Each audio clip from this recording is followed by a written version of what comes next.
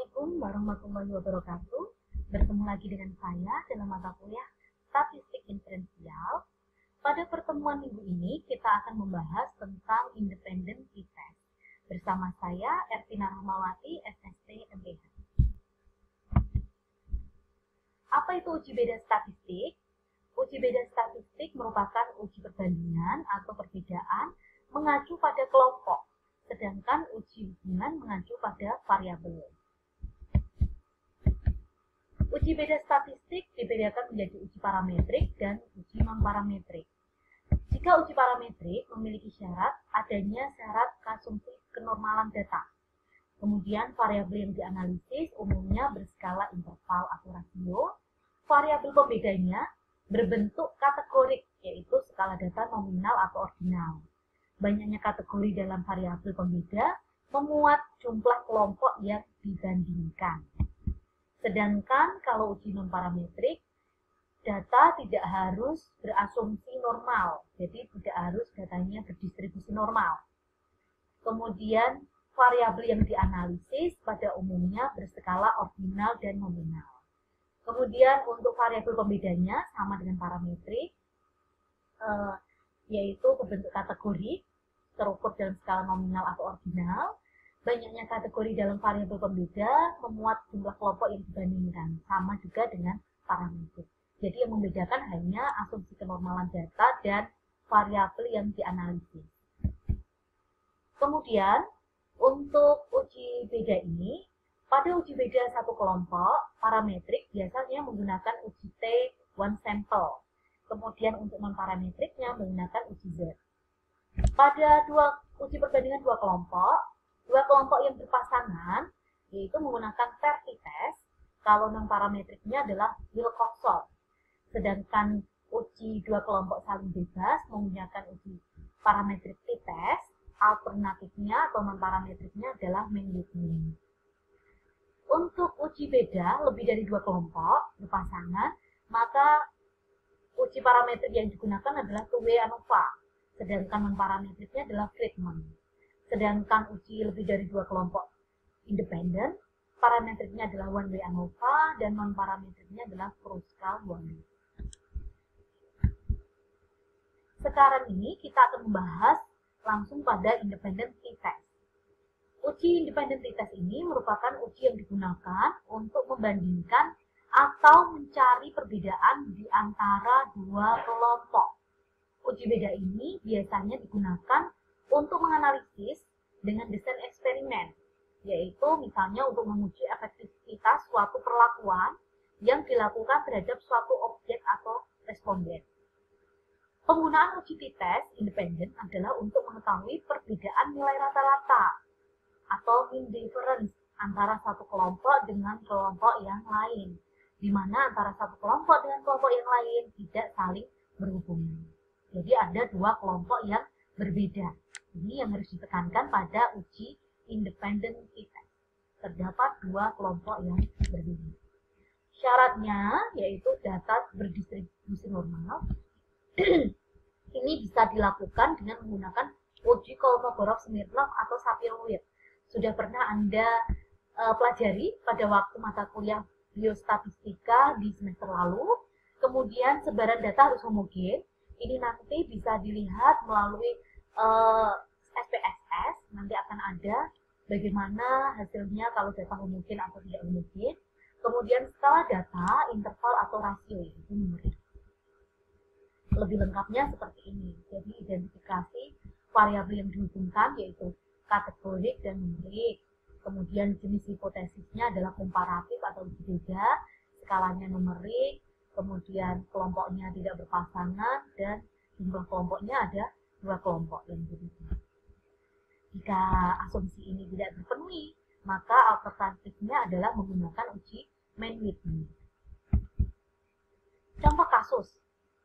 Misalnya ada judul, apakah ada perbedaan rata-rata lama sembuh antara luka yang dibersihkan dengan menggunakan betadine dengan luka yang dibersihkan dengan menggunakan NaCl. Nah, keterangannya, independen pada kelompok ini sudah jelas terlihat, di mana pada penelitian tersebut melibatkan dua kelompok yang saling bebas atau tidak berhubungan. Satu kelompok hanya diberikan obat betadin saja untuk menyembuhkan lukanya. Sedangkan untuk kelompok lainnya hanya diberikan obat NaCl saja untuk menyembuhkan lukanya.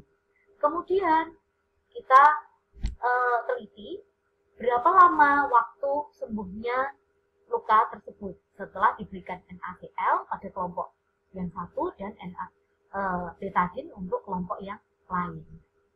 Setelah itu baru dibedakan apakah ada beda waktu lama sembuhnya antara NaCl yang diberikan NaCl dengan yang diberikan betadin. Kemudian ini dilakukan penelitian, contoh kasusnya mengetahui lama sembuh terhadap penggunaan dua buah obat luka. Ada 10 responden yang diberikan obat betadin dan 10 responden yang diberikan obat NaCl. Jadi total keseluruhan adalah 20 responden. Untuk responden dengan jenis obat betadin diberikan kode 0. Jadi ada 10 responden ini yang kodenya 0 adalah yang diberikan obat betadin. Sedangkan 10 responden yang diberikan obat NaCl menggunakan kode 1. Ini adalah kategori lama sembuhnya dalam kurung hari. Jadi untuk responden pertama diberikan betadin, lukanya sembuh dalam waktu 5 hari, kemudian responden kedua 5 hari, responden kedua 6 hari, dan seterusnya. Untuk responden yang diberikan obat NaCl, lama sembuhnya nomor 11 ini 4 hari, nomor 12 3 hari, dan seterusnya. Sampai responden ke-20 5 hari sembuh. Bagaimanakah penyelesaiannya? Yang pertama kita melakukan penyelesaian kasus ini dengan menggunakan rumus secara manual, menghitung secara manual. Nanti kemudian kita lanjutkan dengan menghitung menggunakan SPSS. Yang pertama, buatlah hipotesis statistiknya. H0 yaitu, kemarin sudah saya jelaskan bahwa H0 kata yang pertama adalah tidak. Maka di sini adalah hipotesisnya, tidak ada perbedaan lama sembuh luka terhadap pemberian obat luka jenis 0 betadin dan 1 NaCl. HA-nya adalah ada, tidaknya ini nanti dihapus. Ada perbedaan lama sembuh luka terhadap pemberian obat luka jenis 0 dan 1 NaCl. Kemudian tentukan nilai alfanya. Nilai alfa yang biasa kita gunakan adalah 5%, yaitu 0,05. Derajat kepercayaannya atau CI, confidence interval, yaitu 95%, yaitu 100% dikurangi 5%. Kita pakai 95%. Atau 1 dikurangi 0,05, ini adalah 0,95. Tentukan nilai derajat bebas. Kita tahu di sini tadi jumlah responden antara responden yang menggunakan obat jenis 0 dan obat jenis 1 sama, yaitu sama-sama 10, maka rumus DF-nya adalah N1 ditambah N2 dikurangi 2. N1 tadi jumlahnya responden 10, N2-nya juga 10, berarti 20 dikurangi 2. Hasil DF-nya adalah 18. Setelah kita mengetahui hipotesisnya, kemudian menentukan alfa, menentukan confidence interval dan derajat kebebasan, selanjutnya kita membuat tabel seperti ini. Jadi tabel yang tadi, tabel yang ini, kemudian kita konversikan dalam bentuk seperti ini. Kita pisah jenis obat 0, jadi kelompoknya responden 1, 5, 5, 6, 7, dan seterusnya. Kemudian jenis obat yang 1, dari mulai responden 1 sampai 10, dituliskan lama sembuhnya. Kemudian ini kita jumlahkan. 5 tambah 5 tambah 6, ditambah 5 tambah 5, 10, tambah 6, 16, ditambah 7, 23, ditambah 7, 30, kemudian 37, kemudian 43, 49, 54, ditambah 4, 58. Totalnya yaitu 58. Jadi rata-rata adalah jumlah dari keseluruhan ini dibagi jumlah responden. 58 dibagi 10, jadi rata-rata kesembuhannya adalah 5,8 hari. Begitu juga untuk jenis obat yang satunya lagi yaitu NaCl. Kita tambahkan keseluruhan kemudian dibagi jumlah responden. Keseluruhannya adalah 39 hari, kemudian dibagi jumlah responden 10, berarti rata-rata lama sembuh untuk obat NaCl adalah 3,9 hari. Kemudian rumusnya, kolom yang selanjutnya kita buat rumus XI min X bar kuadrat. X bar adalah rata-rata, XI adalah lamanya sembuh pada responden ke I. Misalnya pada responden 1, tadi lama sembuhnya adalah 5, dikurangi X bar. X bar ini adalah rata-rata kelompok pada jenis obat 1, yaitu 5,8. 5 dikurangi 5,8, yaitu minus 0,8, dikuadratkan. Minus 0,8 kali minus 0,8. Min kali min, hasilnya adalah plus. Jadi di sini hasilnya adalah 0,64. Ini juga sama, 0,464.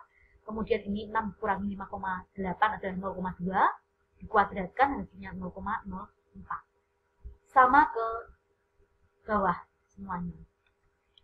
Setelah itu, dari 0,64 ditambahkan 0,464 dan seterusnya sampai ditambahkan 3,24, hasilnya adalah 9,6. Ini hasil untuk jenis obat 0. Kemudian di sini sama juga untuk XI untuk responden obat 1 adalah 4 dikurangi X bar untuk jenis obat 1 atau rata-rata dari jenis obat 1, lamanya sembuh adalah 3,9.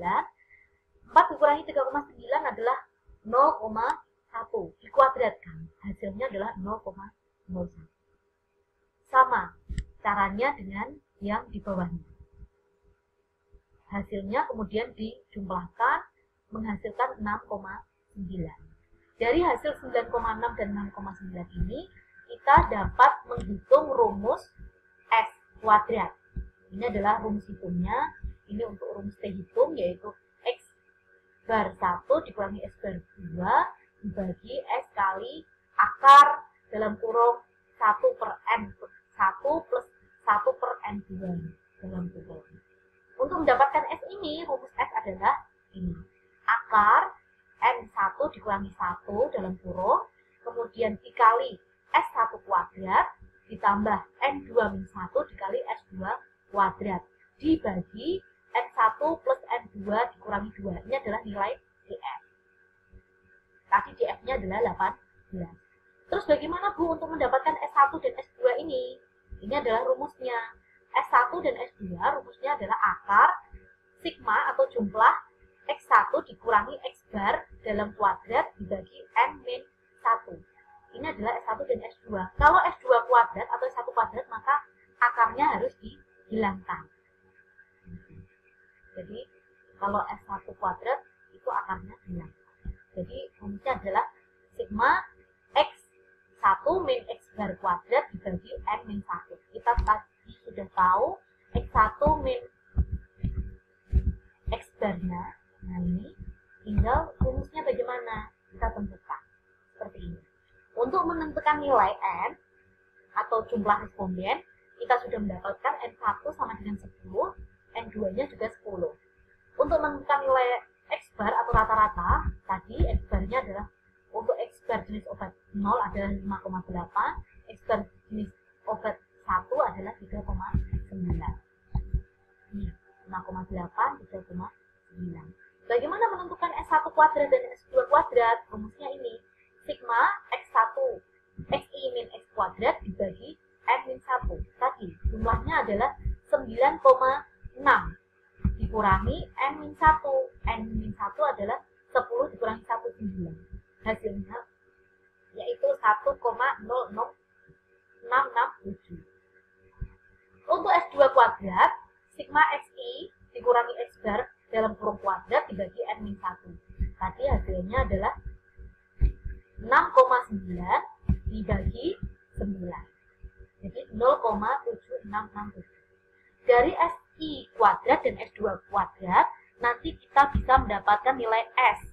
Nah, di sini kita mendapatkan nilai S. N1-nya adalah 10 dikurangi 1, yaitu 9.